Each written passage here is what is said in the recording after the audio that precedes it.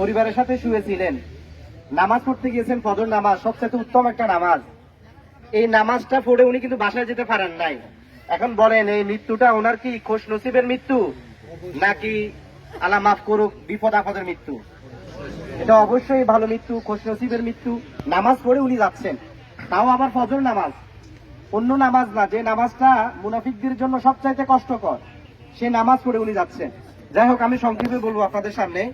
আল্লাহ রাব্বুল আলামিন পবিত্র কোরআনে সূরা জুমার ভিতরে বলেন, কুল ইন্নাল মাউতাল্লাযী তাফিরুনা মিনহু ফাইন্নাহু মুলাকীকুম সুম্মা তুরাদ্দুনা ইলা আলিমিল গায়বি ওয়াস শাহাদা ফায়ুনাব্বিকুম বিমা কুনতুম তা'মালুন। আল্লাহ রাব্বুল আলামিন তার হাবিবকে বললেন, হে হাবিব, আপনি আপনার বান্দাদেরকে বলে দেন, উম্মতদেরকে বলে দেন, তারা যে মৃত্যু থেকে পলায়ন করে, মৃত্যু থেকে বাঁচার কোনো সুযোগ নাই। এই মৃত্যু একদিন তার সাথে মোলাকাত করবে, মুখোমুখি হবে। যেভাবে আজকে মাইয়িতের মুখোমুখি হয়েছিল সকালবেলা, ভোরবেলা, একদম যখন স্নিগ্ধ বাতাস, যখন মুমিনদের স্নিগ্ধ বাতাস বয়ে যাচ্ছিল, মুনাফিকদের না, মুমিনের স্নিগ্ধ বাতাস যখন বয়ে যাচ্ছিল, সেই মুহূর্তে ওনার মৃত্যু হয়েছিল। এরপর আল্লাহ বলেন, এবং সুম্মা তুরাদ্দুনা ইলা আলিমিল গায়বি ওয়াস শাহাদা, এমন কোন ব্যক্তি নাই যে আমি আল্লাহ, যিনি দৃশ্য এবং অদৃশ্যের জ্ঞান রাখি, তার কাছে আসবে না, উপস্থিত হবে না। ফায়ুনাব্বিকুম বিমা কুনতুম তা'মালুন, দুনিয়াতে তোমরা যা করো, যে আমল করো, গোপনে প্রকাশ্যে যেভাবে করো, আমি রব্বুল আলামিন তোমাদেরকে সে আমলের একদিন খবর, একদিন সুসংবাদ দিয়ে দিব।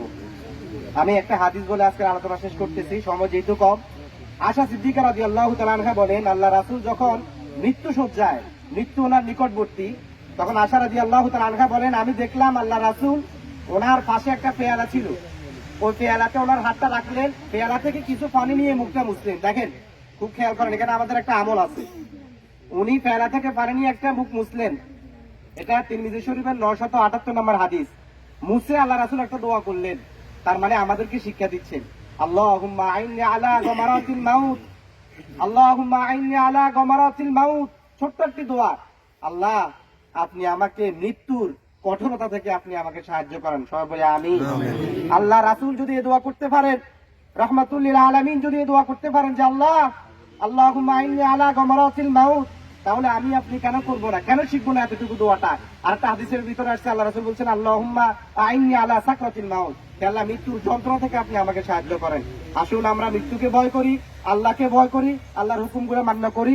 এবং সর্বশেষ, আমি এই মসজিদের খতিব হিসাবে আজকে 6 বছর আছি ইমাম এবং খতিব হিসাবে, উনি আমার সভাপতি হিসাবে ছিলেন। আমি একজন ইমাম হিসেবে বলে যাচ্ছি যে ওনার কার্যক্রমগুলা অনেক ক্ষেত্রে কিছু কথাবার্তা আমার সাথে হইতেন, বা পারস্পরিক কিছু কথাবার্তা